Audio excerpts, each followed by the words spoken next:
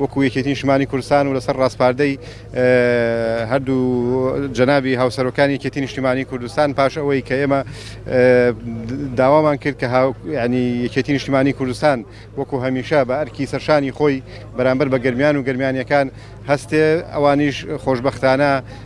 هاوڕا بوون و پشتیوان بوون لەوەی کە ئێمە وەکو یەکێتی نیشتیمانی کوردستان چیمان پێ ئەکرێ بۆ جێبەجێکردنی ئەم پرۆژەیە بیکەین. دیارە ئێمە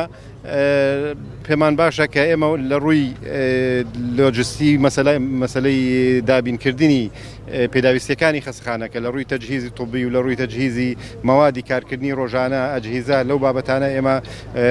هاوکارە بین و پشتیوانە بین و لە هەر بابەتێکی کەش کە پێویستکە و ئەم پرۆژەی پێکی لەسەرکەوێ ئێمە پشتیوانە بین. هاتن دوای ئەوەی کە خۆیان دیراسەیەکیان کە ئەم شوێنیان اختیار کرد کە شوێنێکە لە ڕووی شێوەی بازرگانی و استراتێژی ئەرزەکەەوە ئەرزێکی زۆر نایابە، بەڵام لە ڕووی ژینگەی و تەندروستیوە ئەکرا لە دەرەوەی شار ئەم پرۆژەیە بکرایە. ئێمە خۆمان ڕەمانوا بوو ئەمە بچێتە لای زانکۆ لە بەڕێ زانکۆ تاقیگەیەکی زۆر پێشکەوتوویە بۆ پشکنینی هەموو نەخۆشیەکان لەسەر ئاسی عێراق یەکەم تاقیگەیە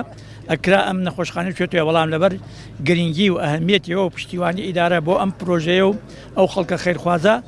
هیچ مناقشەیەکمان نەکرد، ڕێگریمان نەکرد، ئەرزەکەمان ڕادەستکردن.